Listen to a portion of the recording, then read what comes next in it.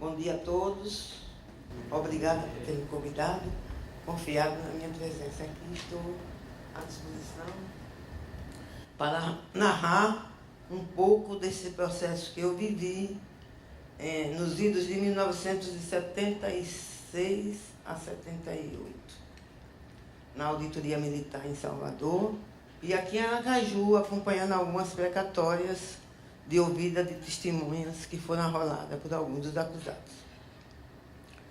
O que ocorreu da minha participação nesse processo foi que o meu colega Edgar Odilon dos Santos tinha sido acusado, tinha sido denunciado. E eu, então, devido à confiança que tinha, me ofereci a ele para fazer a defesa dele. Os advogados que atuavam na Auditoria Militar eram todos da Bahia. Infelizmente, os daqui, por questões pessoais, não queriam se deslocar. E eu, então, sabendo da dificuldade dele, que era um pai de família, começando a vida com muito sacrifício, haja vista que era funcionário público e ainda prestava serviços de datilografia no escritório onde eu trabalhava, de Viana de Assis, com filhos pequenos, sem poder fazer despesa, eu então me ofereci a ele e afirmei que se ele confiasse em mim, eu não me importaria em assumir a defesa dele.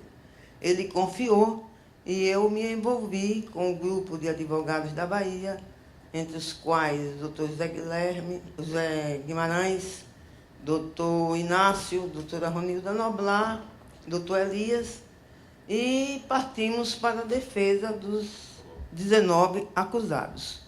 Eu, pessoalmente, fazia defesa exclusiva de Edgar Odilon, mas como tinha muitas precatórias a serem cumpridas aqui em Aracaju para a ouvida de testemunhas, então os advogados da Bahia também confiaram em mim e me deram essa missão. E eu acompanhei a todas as testemunhas aqui. O processo em si foi um processo que correu tranquilamente. Na Auditoria Militar não havia assim... Era como se fosse um tribunal comum. Para mim, passou essa impressão. Nós tivemos muita sorte porque o Conselho Permanente era da Marinha, não era do Exército. Se fosse do Exército, segundo os advogados que já militavam lá há muito tempo, desde o início da Revolução, nós teríamos tido menos êxito. A primeira audiência, que foi a de interrogatório, foi uma audiência que deixou todo mundo muito comovido, inclusive todos os advogados foram às lágrimas, com as declarações das torturas sofridas pelos acusados. Eram 19 acusados. Inclusive as torturas de Milton Coelho, de Jackson Sá Figueiredo, que sofreram bastante, Marcelo Bonfim e outros. Nessa audiência, o procurador, que era um homem muito carrasco, desculpa aqui a expressão, procurador militar, que é uma espécie de promotor do processo militar, doutor Kleber Carvalho, pediu a prisão preventiva para ser decretada de vários acusados, entre os quais Marcelo Bonfim, Milton Coelho, Carivaldo e Jackson Sá Figueiredo. Mas o Conselho, por sua unanimidade, indeferiu a petição e nós ficamos aliviados porque todos voltamos no mesmo dia para Aracaju. Pois bem, então o que se passou era a dureza das torturas sofridas. O presidente, o auditor, fez inclusive constar na ata dessas audiências e na sentença ele se reporta às torturas sofridas, principalmente por Milton Coelho, que mandou juntar os atestados médicos, as despesas de hospitalização que ele passou aqui em Aracaju e confirmou que houve realmente essas torturas, que, segundo eu soube, depois até ele entrou com ação de indenização contra a União. Não sei se logrou êxito, porque ainda era naquela época obscura, que ainda imperava os resquícios da ditadura militar. Bom, o acusado, que eu era advogada, Edgar Odilon dos Santos, que aqui está presente, foi acusado de ter infringido o artigo 43 da Lei de Segurança Nacional, por ter dado uma quantia de R$ 500 ao o agitador que queria reorganizar o Partido Comunista aqui em Sergipe, que era Marcelo Bonfim, e também de ter emprestado a ele uma caixa de correio, uma caixa postal, caixa de correio, que ele tinha numa livraria universitária, que era de propriedade de sua esposa. Essa era a acusação dele. Os demais acusados eram, ao todo, 19. 11 foram acusados de serem militantes ou terem passado pelo Partido Comunista, e Marcelo Bonfim e Jackson Sá Figueiredo de terem feito o curso de capacitação na Rússia, na Universidade Patrício Lumumba, os dois. E os outros, tipo, por exemplo, Carivaldo, João Francisco, Edson, Edgar, Antônio Bittencourt, Virgílio Oliveira, isso que consta na denúncia. Alcepíades, José Soares, Luiz Marinho, Pedro Hilário e Jackson Barreto de Lima, consta na denúncia expressamente isso que eu vou ler aqui, que copiei até da sentença. Foi pedida a absolvição deles pelo artigo 54, e a acusação, como eu estava a dizer, é porque eles faziam parte do incentivo, entre aspas, de engorda fácil e inescrupulosa do seu lastro eleitoral. Era essa a acusação desses 11. E foram absolvidos e, afinal, condenados. O pedido de condenação foi para Marcelo Bonfim, Jackson Sá Figueiredo, Milton Coelho, Francisco Gomes, Delmo Nazareno, Faustino Alves, Antônio de Góes, conhecido como Góizinho, Rosalva Alexandre. Eles foram pedida a condenação dele por infração ao artigo 43 da Lei de Segurança Nacional e ainda com agravante. Absolvidos foram os 11 e os demais condenados, e foi interposto um recurso ainda pelo próprio Ministério Público, porque queria agravamento da pena de Marcelo, de Milton Coelho e de Rosalva Alexandre. O processo transcorreu, como eu disse anteriormente, normalmente, como em qualquer tribunal. Os advogados eram bem recebidos, bem tratados, os réus também eram interrogados polidamente, sem pressão, sem nada, e eles, todos, nas suas interrogações, quando interrogados, falavam e descreviam tudo que tinham passado na situação daquela Operação Cajueiro. Bom, e eu fiz a defesa, como já disse, de Edgar, até o final do processo, até as razões no STJ, e ele foi absolvido como os 11 demais e depois todos. Se alguém tiver alguma coisa a me indagar, estou à disposição. Para mim, não digo que foi um orgulho, que foi uma coisa boa, assim. Não, mas eu assumi essa defesa sem qualquer constrangimento, Passou na minha vida. Hoje sinto como um ato que me dá orgulho, até por estar aqui, convocada por vocês, por esta comissão tão nobre, tão especial, que resgata esse passado negro da vida brasileira, mas um processo comum. Fiz a defesa, como faria se fosse aqui em Aracaju ou em qualquer outra circunstância, sem me dar e nem me aquecer, nem temer nada. Não devo dizer que no dia da primeira audiência, como as demais, nós íamos em um ônibus, salvo engano, da Bonfim, que era fornecido pelo deputado Zé Carlos Teixeira, e a mulher de Rosalvo, Lila, fazia essa coordenação.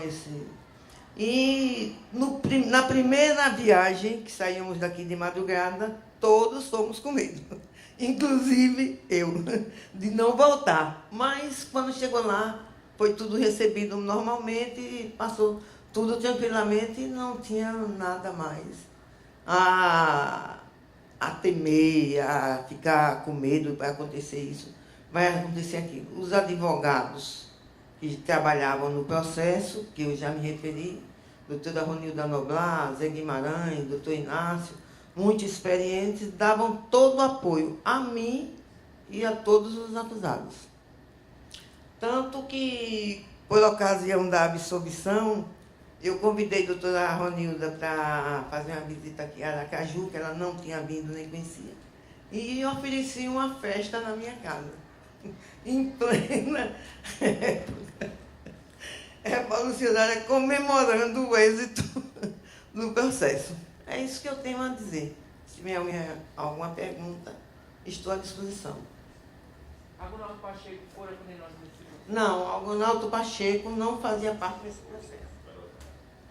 Esse processo, se querem ler o nome dos que participaram, o primeiro e o mais perseguido, digamos assim, era Marcelo Bonfim. Tanto que o processo, o número era 6/76, acusado Marcelo Bonfim e outros. Ele era o principal alvo da condenação. Os acusados eram Marcelo Bonfim, Jackson Sá Figueiredo, Caribaldo Lima Santos, Milton Coelho, Francisco Gomes Filho, Delmo Naziazano, João Francisco, Edson Salles, Edgar Odilon, Antônio Bittencourt, Faustino Alves Menezes, Vigílio de Oliveira, Arcel Pires, José dos Santos, José Soares dos Santos, Luiz Mário Santos Silva,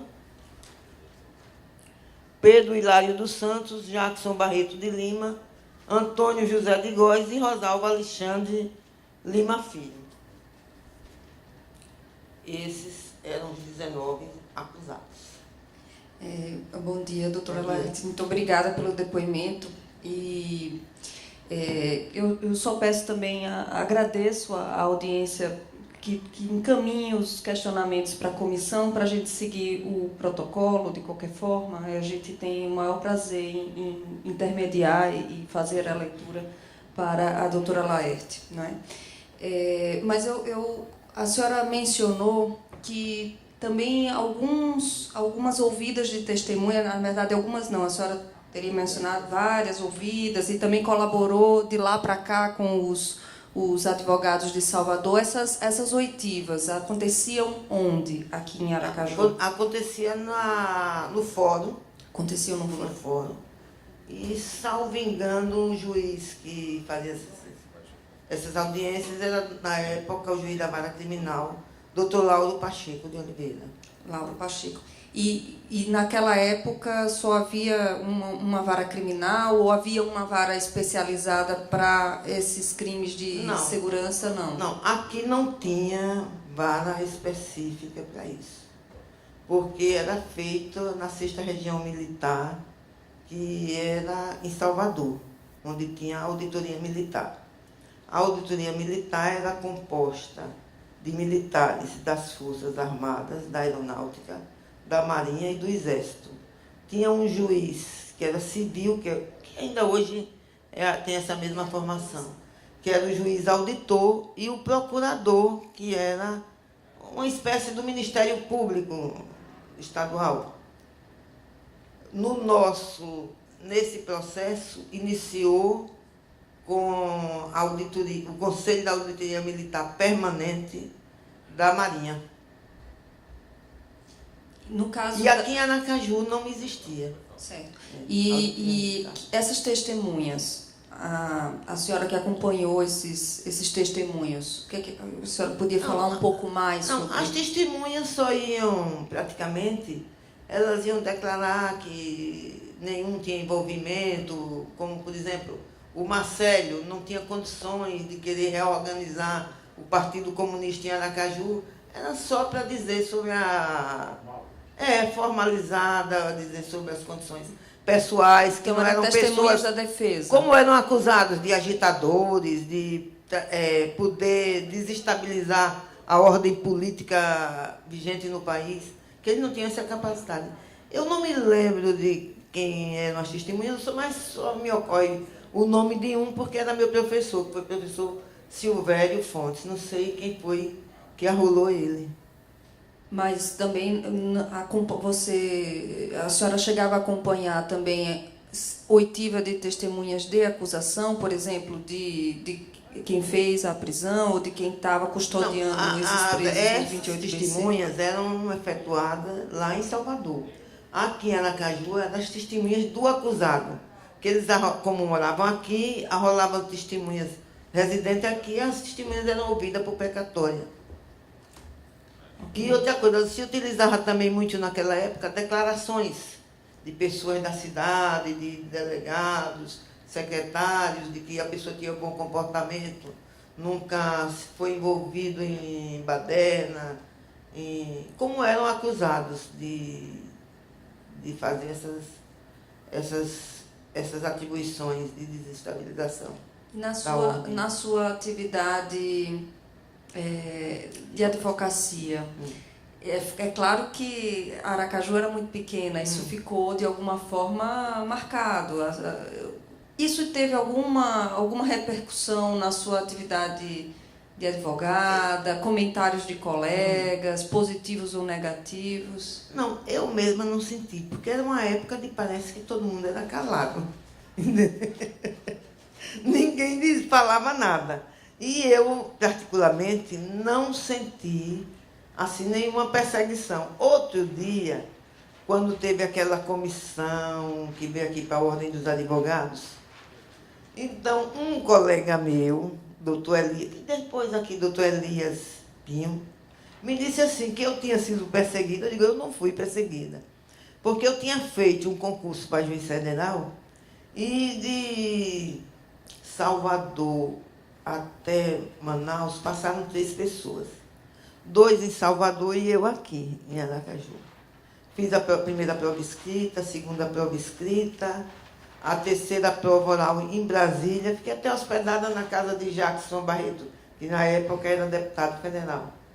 E resultado, depois dos exames da prova oral, a própria Justiça Federal autorizou e pagou todos os exames médicos meus em Salvador, e depois eu não fui nomeada. Mas como naquela época não tinha aquela história da gente pedir as provas para ver, nem nada, eu me passei também. Diz o Elias que foi por conta disso, mas eu não acredito que não tenha sido perseguição, porquanto no edital do concurso exigia prova de títulos. E prova de títulos era quem tinha cargo privativo de bacharel em Direito por concurso, quem tinha livros publicados, era professor, e eu nunca tinha exercido nenhum cargo, nem tinha nenhum título assim que configurasse a exigência do edital. Então, eu acho que não repercutiu negativamente em nada na minha vida profissional.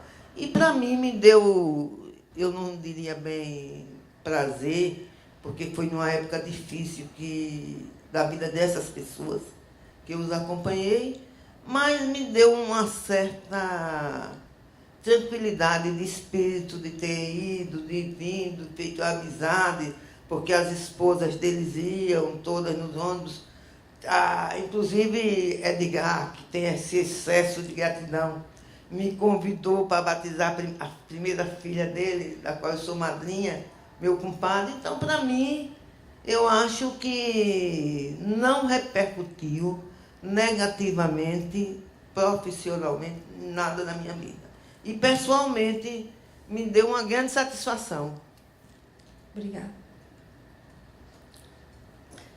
Doutora Lete, bom dia. Bom Eu dia. queria ver se a senhora se lembra, né? Havia uma tese de defesa? Quais eram, assim, havia uma tese jurídica? Esse grupo de advogados, vocês chegaram a bolar uma tese? A tese era negativa das acusações, porque, como eu li aqui, a acusação era uma coisa assim, etérea, não tinha fundamento de nada, não tinha uma motivação. Porque deu um dinheiro que não tinha prova desse dinheiro, desses 500 cruzeiros, ou não me lembro, da moeda da época, e ter emprestado uma caixa de correio. O outro porque estava organizando o Partido Comunista em Aracaju para desestabilizar a ordem. Não tinha, na verdade, não tinha uma acusação formal contra ninguém. O Milton Coelho, que padeceu tanto e que tem essa sequela na sua vida, a acusação dele é porque ele pertencia a uma grande empresa que não botava o nome da empresa, que era a Petrobras, e lá ele podia incitar os colegas de trabalho. Ele não havia uma acusação que tivesse prova. Olha, eu vi Marcelo. O Milton Coelho, como eu estava dizendo, a acusação dele era que ele tinha também um terreno, à época, no bairro Soledade, né, o Santos Dumont, e estava fazendo uma construção nesse terreno, sem a licença da prefeitura. E essa construção seria para abrigar o Partido Comunista. Quer dizer, uma coisa tudo que não tinha... Então, a tese era negativa de tudo isso, como ocorreu. Uma outra pergunta. A senhora disse que os advogados, nos atos de interrogatório, ficaram bastante comocionados. Não só, eu penso que até as pessoas do Conselho, como eram da Marinha e eram as pessoas jovens, assim, ficaram, no mínimo, eles ficaram constrangidos. E os advogados e todo mundo ficou muito emocionado. O depoimento de Marcelo Bonfim, de Jackson Sá Figueiredo, dando detalhes dos choques elétricos que ele levava nas partes íntimas. Aquilo ali tudo, e chorando, todo mundo chorava, né? Ainda hoje. Ainda hoje. Para além da comoção, essa narrativa tinha alguma consequência, processualmente falando? Não, a consequência não, era mostrar que eles tinham sido presos arbitrariamente e torturados. E isto consta em ata, e o juiz, eu trouxe até aqui uma cópia da sentença, porque esse processo eu tive muita dificuldade de conseguir, que eu gostaria de ter conseguido uma cópia. Mas tive muita dificuldade de conseguir. Como eu tenho o hábito de guardar minhas peças processuais, eu trouxe as minhas alegações, as alegações do procurador, a sentença. Na sentença, que aqui está, o próprio juiz se refere a essas torturas. Mas investigar a tortura... Não compete nesse processo, nem ninguém pedia para investigar. E nem o que a gente queria era que todo mundo fosse absolvido dessas acusações. Competia ao Ministério Público, mas o Ministério Público era mais... Mas a senhora não tem conhecimento, isso ficava morto nesses autos. Isto foi em 76. Ainda foi muito o juiz constar aqui essas declarações. Porque ele podia ter simplesmente suprimido, ou então constado nos interrogatórios, que estava em ata naquela época, era tudo datilografado, mas na sentença dele ele podia ter omitido e não ter referido, porque nem aumentava a pena, nem diminuía a pessoa, o acusado, ter sofrido esse constrangimento, essas torturas físicas e torturas morais. Uma outra pergunta. A senhora se lembra se os condutores dessas prisões chegaram a ser ouvidos em Salvador? Não me lembro. Não. Acho que não. Porque as prisões foram afetadas. Parece que as pessoas encarregadas das prisões eram secretas. Sim. Ninguém, nem o próprio réu via quem era, porque todos eles eram amarrados ou tinham uma borracha preta nos olhos. Ninguém sabia. Então, eu acho que era do próprio regime, para não ser identificado, para não ter vingança contra eles, uma coisa assim.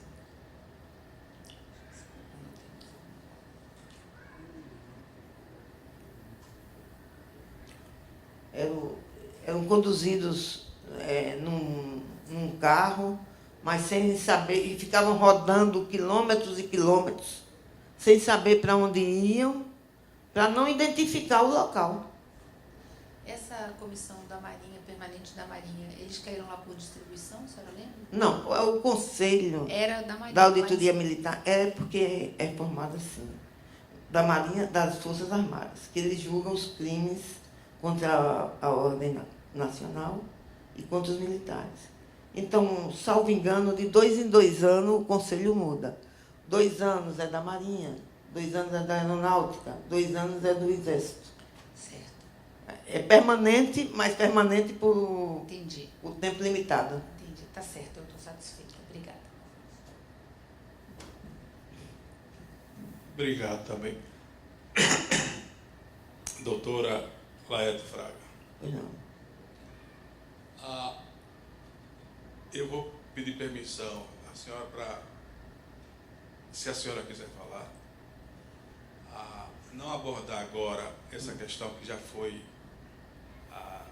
essa questão da sua participação no processo enquanto advogada. Eu queria saber se a senhora gostaria de dar um testemunho sobre o período em que a senhora estava na Faculdade de Direito, porque a senhora foi formada em 66, então a senhora viveu o golpe militar na Faculdade de Direito. Então, se a senhora puder descrever o clima que estava lá. É o seguinte, eu nunca participei, por incrível que possa parecer, de nenhum movimento político, nem de diretório acadêmico, nem fora, nem nada. Eu tinha naquela época, eu entrei muito jovem na faculdade e era de uma família muito pobre, entendeu? Eu ainda não sou, né? Então, eu tinha como missão estudar e trabalhar. Então, ficava nessa agonia de estudo e trabalho. Assim que entrei na faculdade, procurei dar aula de História e fui professora de História, na Escola Normal, no Ateneu e no Colégio Silva Romero. Então, e ainda, praticamente, eu chegava em casa às 10 horas da noite. Eu saía da faculdade 10 para as 10 e entrava às 11 horas na escola normal, saía às 12, ia almoçar, voltava às 1, saía às 6, ia para o Colégio Silva Romero, saía às 10. Os dias de domingo, eu que tinha essa ambição do direito, de conhecer as coisas, eu passava na casa do diretor da faculdade. Por me ver, eu tanto para lá e para cá, não era meu professor, mas gostava de conversar comigo, e eu tinha o prazer de conviver com ele os dias de domingo.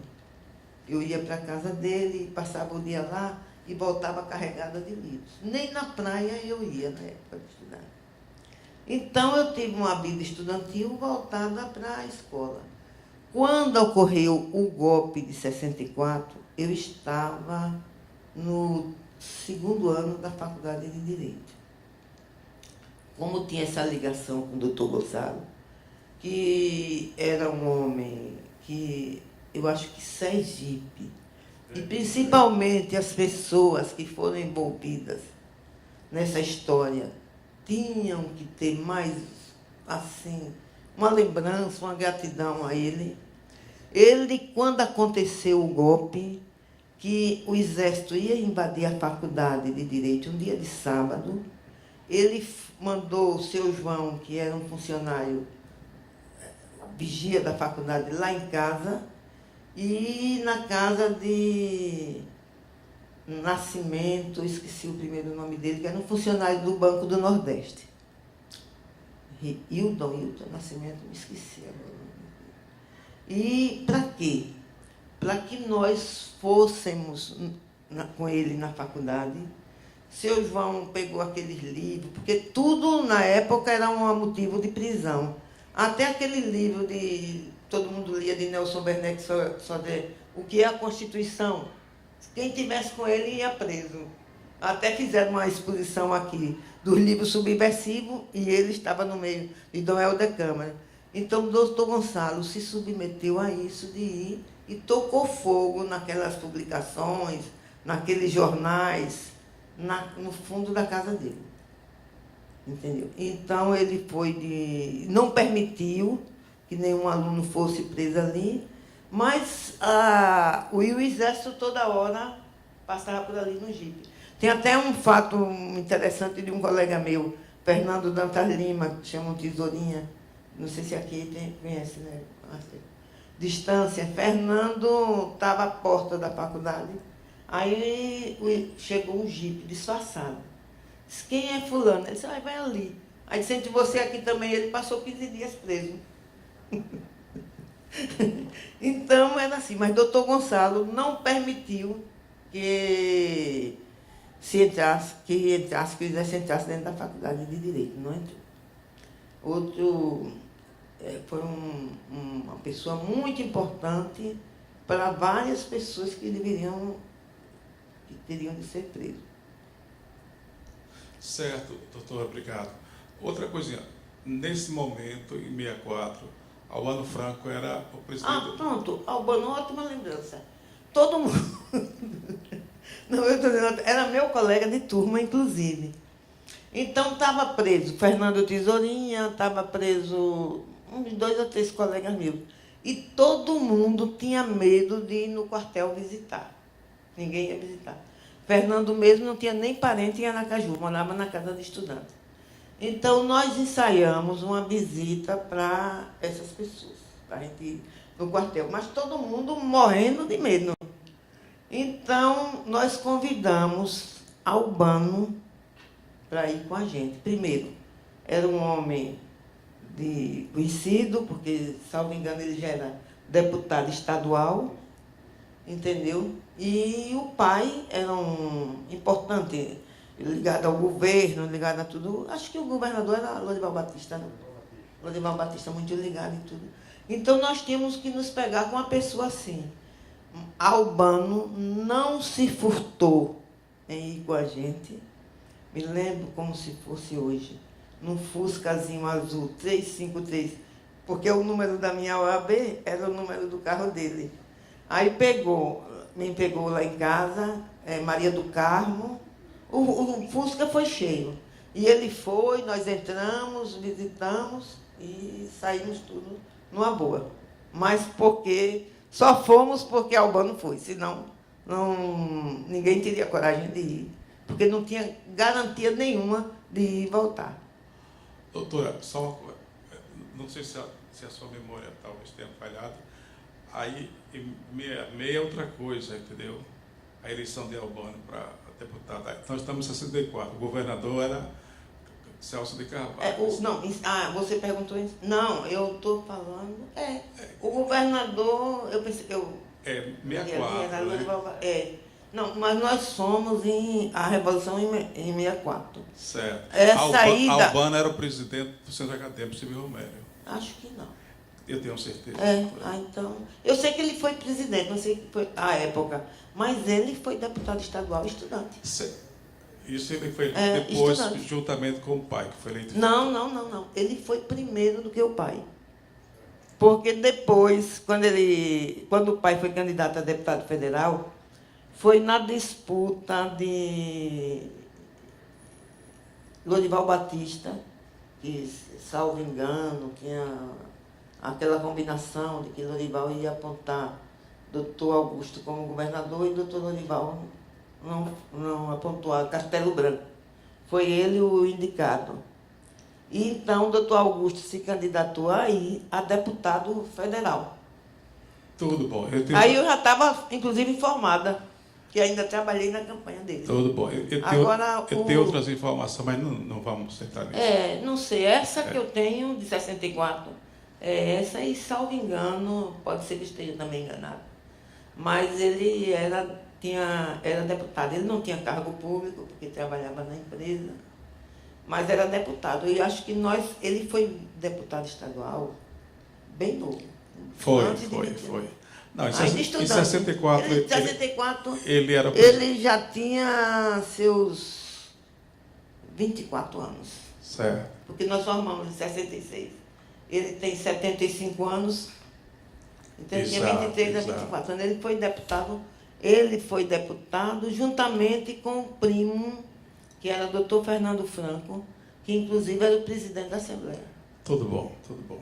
Não sei. Agora, outra coisa, doutora.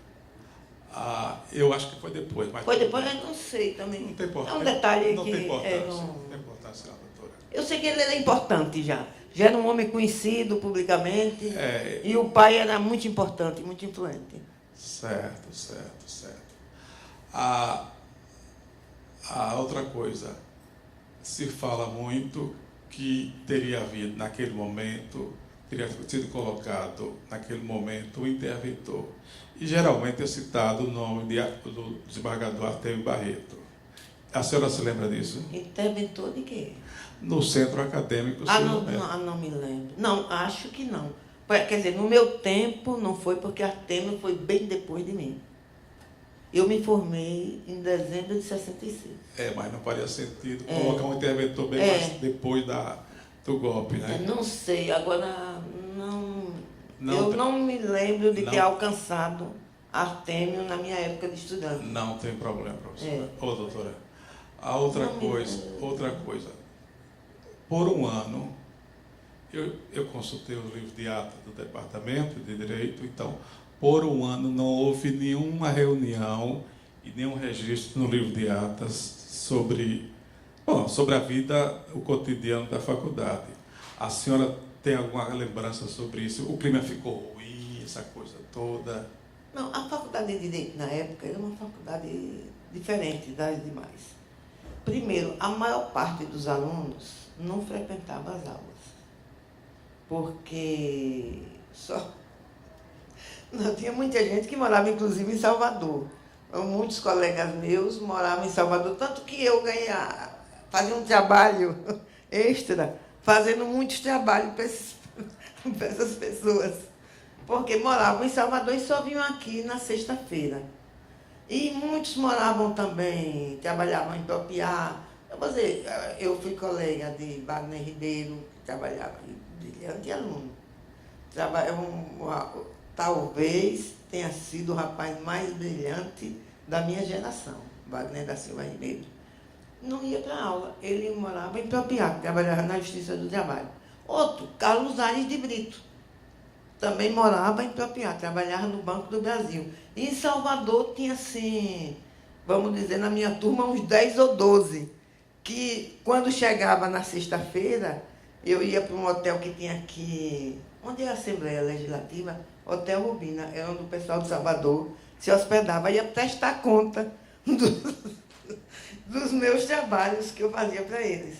E Carlos Brito, Wagner Ribeiro, tinha um programa de rádio aqui que não tinha televisão nem telefone com facilidade.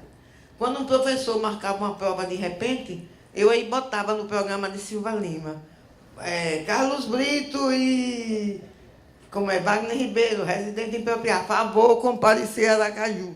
Segundo Carlos Brito um dia me falou que o avô dele, diz ele, Carlinhos, vá para Aracaju que vão lhe prestar uma homenagem. Já naquela época. Certo. Desculpa a brincadeira, né? Não, é bacana, é importante.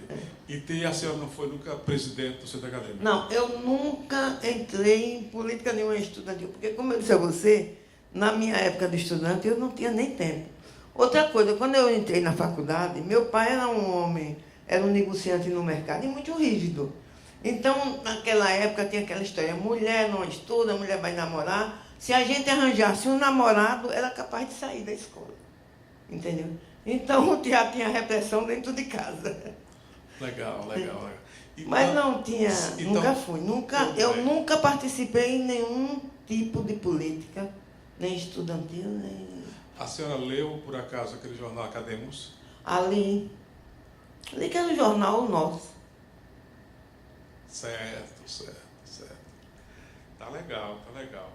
Agora, doutora, vamos dar um pulo na história agora? Vamos chegar. Quando a senhora foi convidada e aceitou defender Edgar, esses presos talvez tenham procurado a OAB, ou o que a OAB se ofereceu a prestação de serviços legais para eles. Qual foi a reação da OAB naquele momento? Eu não sei. Eu sei que a OAB não tinha tomado conhecimento. E eu acho que os advogados, os mais famosos da época, tinham até medo de alguém chegar e perguntar: quer ser meu advogado na auditoria militar? Entendeu como é? Não era por medo, não. É pelas dificuldades que quase todo mundo tinha uma função pública, podia ser perseguido. A situação era difícil, certo. Não era fácil. Certo. Quer dizer, como eu já disse, eu não sofri nenhuma perseguição. Mas, assim, o pensamento das pessoas era que podia haver retaliação, familiares. Naquela época não tinha muito advogado como tem hoje. Nem tinha muito advogado, não. Se eu não me engano, eu fui a primeira mulher a sair, assim, para a advocacia, para a júri, para tudo. Aqui em Aracaju. Na minha época era uma coisa muito rara encontrar uma mulher no fórum. Doutora, então, quem era o presidente da OAB naquela época? Eu não sei se era Osmário Villanova ou se era Laurindo. Em 66 era Laurindo, porque foi quem assinou. Gilton Garcia. Gilton Garcia, que tinha sido, inclusive, deputado estadual e cassado. Certo, doutora. Outra coisa, existia... Eu estou fazendo perguntas que parecem inocentes, mas é somente para a senhora poder informar, tá certo? Não se preocupe. Existia a Justiça Federal naquele momento em Sergipe? Existia. Eu quero dizer também que naquela época a OAB não era politizada como hoje. Era, assim, uma entidade sem muita importância. Entendeu? Não tinha, assim, essa politização que hoje tem, de fazer parte da sociedade, de dar opiniões. Não tinha isso, não tinha isso, não. Era uma coisa assim. Olha, o meu número de ordem é 353. Então, quando eu me inscrevi, só tinha 353 advogados. E muitos deles já tinham morrido, não trabalhavam como advogado. A respeito da Justiça Federal, tinha a Justiça Federal. Funcionava ali no prédio do edifício do Estado, Maria Feliciana. E era juiz federal, que foi o primeiro do Estado de Sergipe, Geraldo Barreto Sobral, que era genro de doutor Lorival Batista. Certo, certo, certo. Na Revolução foi nomeado primeiro o doutor Vasconcelos, que era desembargador, mas não aceitou sair do cargo de desembargador para ser juiz federal. Então, como o Geraldo tinha sido substituto, foi nomeado e ficou permanente. Interessante. Eu perguntei isso porque, sendo esses crimes, com o sem aspas, da esfera federal, eu suporia que esse processo deveria ter sido enviado para o juiz federal e não para Lauro Pacheco, que era o juiz estadual. Porque era o juiz criminal. Ah, é? Era o juiz criminal. Tudo bom. Tá certo. Juiz da vara criminal era ele e tinha outro que era do Tribunal do Júri. Certo. E os processos daqui, dos presos de 64, como o de Gilton Garcia, de Santos Mendonça, dessa turma, foi processado nessa vara criminal de Dr. Lauro Pacheco. Certo. A Justiça Federal tinha um âmbito diferente. Eram os crimes contra a ordem financeira, contrabando, descaminho e contra o funcionário público federal. Certo, certo, certo, certo. Doutora, então, a senhora viveu também, eu estou querendo chegar, mas vou chegar lá, tá certo? A senhora viveu esse período todo, em 64, tal. Depois foi advogada em 76. Então, será que a senhora lembra o que houve, assim, em termos de, a palavra forte é expurgo, vamos dizer assim, a pessoas do meio jurídico que foi afastado de cargos, eu sei que existe, mas não sei nomes, promotores, juízes que foram obrigados a se aposentar. Sei. A senhora lembra? Bom, eu lembro de um que eu fiz até um mandado de segurança, que foi o doutor Bezerra, que era um professor de português, e foi nomeado juiz de direito em Itabaiana. Doutor José Bezerra.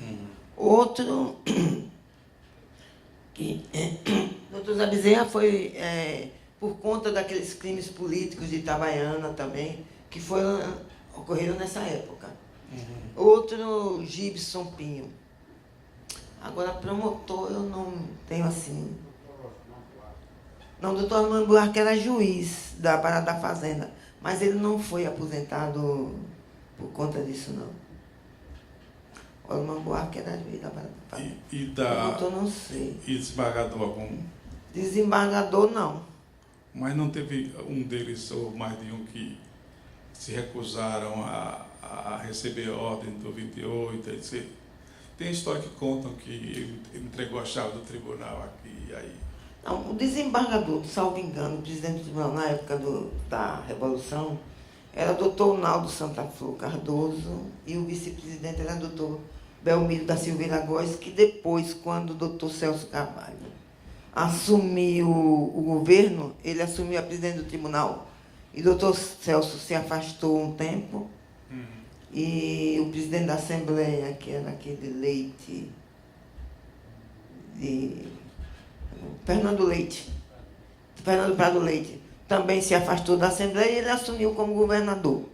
Mas não me lembro dessa história. Também, nessa época, eu não era advogada. Certo. Mas não me lembro disso. O que eu me lembro que teve um que se afastou foi o doutor Serapião, mas foi por uma briga particular. No Tribunal de Justiça, inclusive, entre ele e... Esqueci um que era de Dores. Não. Mais velho. Então teve uma briga no tribunal mesmo. Agora, tinha muito naquela época habeas corpus e mandado de segurança por conta da Revolução. Certo. E isso gerou muitas brigas, muitas confusões dentro do próprio tribunal, inclusive em sessão do pleno.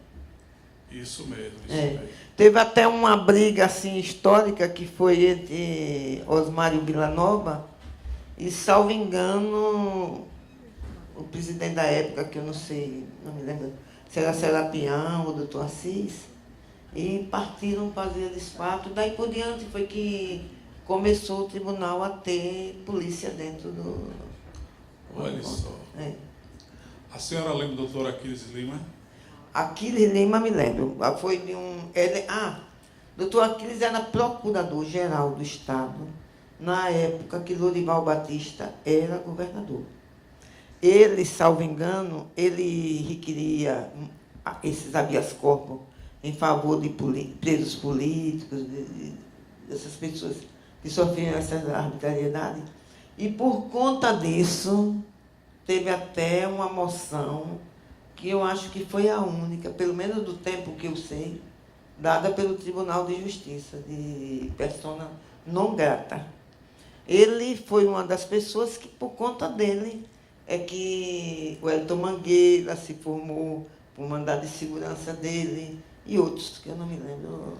A senhora se lembra, desculpa ficar insistindo, tá certo, de outros advogados que assinaram petições de habeas corpus, pedidos de habeas corpus? Não me lembro, não. Assim. Porque isso facilitaria a busca de documentos no arquivo judiciário. Não, porque esses habeas corpus não era decorrente dos militares. Veja bem, havia umas prisões que eram efetuadas pelo secretário de Segurança Pública. Então, daí, ou a mandado, ou na perseguição... Mas com motivação política? Arranjava uma motivação política qualquer e acontecia essas prisões. E por isso que os habeas corpus eram efetuados no Tribunal de Justiça. porque a autoridade coatora era o secretário de Segurança Pública. Interessante. É. Agora, eu não me lembro assim quem era o secretário. A coisa, a mais no mais, depois que passou a ser secretário de Segurança Pública, doutor, o pai de Wagner Ribeiro, Zé da Silva Ribeiro. Entendeu? Que era um homem muito polido, muito... Então, eu acredito que ele tenha sido secretário. Foi. Na época de Lorival Batista, ou de uma coisa assim. E as coisas ficaram mais amenas para a Secretaria de Segurança Pública. Porque também havia essa perseguição política que era também levada, eu acho, pelo lado partidário. Eu ouvi falar sobre isso também. Que teve aquela grande batalha em Itabaiana entre Euclides Paz Mendonça e seu Mané Teles, PSD e UDN, no tempo de... Como é o nome dele? Daquele que foi governador aqui. Seixas Dória. Porque quando Seixas Dória assumiu, aí mandou uma tropa para Itabaiana, segundo o pessoal da UDN, para persegui-los. E resultado, teve aquela morte em praça pública do filho e do pai. Um deputado federal e um deputado estadual que chamou a atenção do país naquela época. Morreram trucidados por não sei quantos tiros de metralhadora, né? O filho era deputado estadual e o Euclides era deputado federal. E vieram aqui até advogados, tipo Sobel Pinto. Esteve aqui? Esteve aqui. Eu tive o prazer de acompanhá-lo a Itabaiana nesses processos. Só acompanhando. Sobel Pinto, doutor Tito Lívio, que era o auxiliar dele. Interessante. Fizeram, esse processo também é um processo interessantíssimo, que alguém devia procurar levantar essa história. Ô, doutora, outra coisa. Qual era o destino desse pessoal cujos pedidos de habeas corpus eram negados? A penitenciária normal. Penitenciária e não... Estadual. E não 28? Não, essas perseguições eram do âmbito estadual, feita pelos secretários da Fazenda da época. Então, a senhora está dizendo que havia presos políticos na penitenciária? Não, eu estou dizendo, político não era político contra a Lei de Segurança Nacional. Certo. Era políticos assim, que Perseguição você tinha política. perseguição política que englobava essa história de...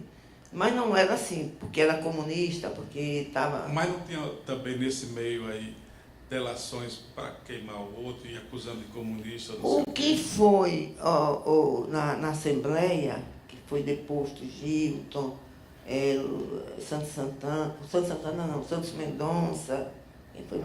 Ayrton Silva, Eliton, era por conta de desvio de verbas, um por conta de umas coisas, outro por conta disso. Agora, deviam se aproveitar, porque como naquela época, quem fosse preso por qualquer motivo não abria a boca, então não queriam que puxasse mais temas sobre essas prisões. Certo. Doutora, outra coisa. Viana de Assis, Tertuliano Azevedo, Jaime Araújo, que já foi posterior também. Certo. Doutor, e em relação ao Ministério Público? Tem algum nome assim que a senhora lembre? Não. Então deixa eu lembrar. Se você me lembrar algum. Certo. Geralmente citam Eli Nascimento e Eduardo Cabral Menezes como um membro da CGI, aquela comissão. Eli Nascimento e Eduardo Cabral eles eram os assessores da Marinha. Da Marinha, sim. Da Marinha. Era ele, doutor Carlos, aquele com distância, Carlos Leite, que foi procurador do Estado. Eram também eles eram assessores, o que eu saiba, eram os assessores dos militares na Marinha. Salvo engano, não era do Exército. E também Aquiles Lima, que é procurador também. Não, o doutor Aquiles é o contrário. O doutor Aquiles era procurador do Estado, não era procurador de Justiça. Esses eram do Ministério Público. Eduardo Cabral era do Ministério Público, promotor. Doutor Eli, promotor, e doutor Carlos, também Leite, promotor de Justiça. Certo. A procuradoria é diferente. Mas ele tinha lugar também lá? Não, Aquiles, o que eu sei de doutor Aquiles, é que ele enfrentou, porque ninguém queria fazer, o mandato de segurança em favor de Wellington Mangueira e daquele poeta, como é que estão falando? Mário Jorge. Mário Jorge. E conseguiu também a matrícula dele, se não me engano, no colégio arquidiocesano, uma coisa assim. Certo. Mas não, também na época eu era ainda... Não tinha muito interesse também, né? Não tinha, assim, porque eu vivia em outro lado, né? Certo. A senhora citou, além daqueles 3 nomes de advogados da Bahia, um outro, doutor Elias. É. Qual é o sobrenome dele? Peraí, deixa eu ver aqui. Até aqui. Jaime Guimarães. Esse era uma maravilha de pessoa, né? Inácio. Elias. Não sei. Eu até marquei aqui.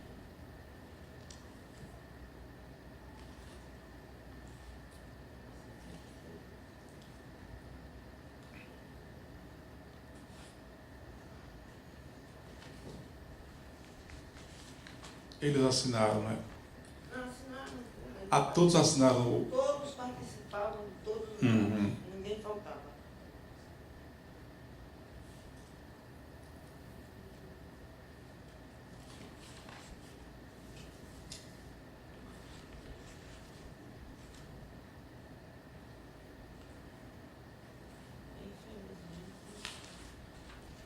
Eu sei que consta, tem aqui, da sentença e consta de todas as atas.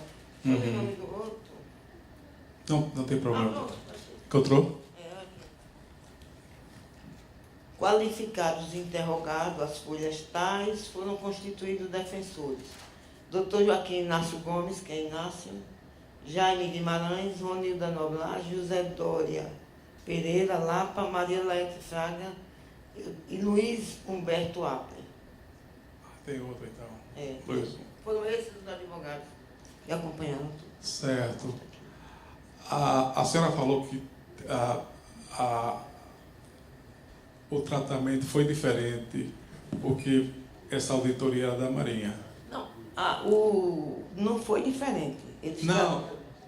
Desculpa, foi mais brando. Brando. Segundo esses advogados, como por exemplo o doutor Jaime Guimarães, doutora Ronilda Noblar, que tinham praticamente cadeiras cativas na auditoria militar, acompanhava todos aqueles presos de Salvador, o Inácio também daqui de Salvador, que nós tivemos sorte de ter esse conselho. É interessante, porque a Marinha, lá, em muitos momentos, aparece como super durona em termos de tratamento de presos. Eu não tenho mais perguntas aqui, eu sei que os colegas colocaram. Tem aí, por acaso, doutora, a lista dos nomes que foram testemunhas de acusação? Não, eu não tenho. Você tem, né? Tem. Certo. Aqui eu não tenho, porque aqui eu estou com a cópia da sentença, do recurso, das alegações finais da defesa e do Ministério Público. Outra coisa, se a senhora me permite, já foi colocado, os nomes de defesa, testemunho de defesa, parecia um trabalho mais delicado. A senhora falou que eram pessoas que eram secretários do governo. Não, pessoas conhecidas dele, que era para dizer sobre a condição moral das pessoas. Atestar sobre a idoneidade moral. Esse nome está no processo? Deve estar. A relação de testemunha e os depoimentos estão obrigatoriamente nos autos. O processo tem um documento do secretário da Agricultura, que era capaz de pagar, dizendo que Rosalvo era um cidadão profissional, cidadão de bem. Deve ter. A Diga mesmo juntou um atestado, uma declaração do presidente do tribunal, do presidente da Assembleia, onde ele trabalhava, que ele tinha bom comportamento, doutor Thierry Gonçalves. Pedir assim a pessoa aí da sociedade, Certo. que era o secretário da Assembleia. Aqui o juiz fala nessas coisas. Na sentença o juiz fala nessas declarações de sua idoneidade moral. Então, presidente do Tribunal de Justiça, da Assembleia, interessante, muito interessante. Muito interessante. A impressão que ficou para a senhora sobre as audiências era mais de teatro? Não, eram audiências criminais normais. As partes eram ouvidas, os interrogatórios eram efetuados. Se a gente tivesse alguma pergunta para fazer, os advogados faziam, tudo normal. Como se passasse num processo comum, num fórum comum. Não tinha nada de preocupação, e eles tratavam tanto aos acusados quanto aos advogados com naturalidade. Certo. Tá bom, doutora, obrigado. Viu? Nada.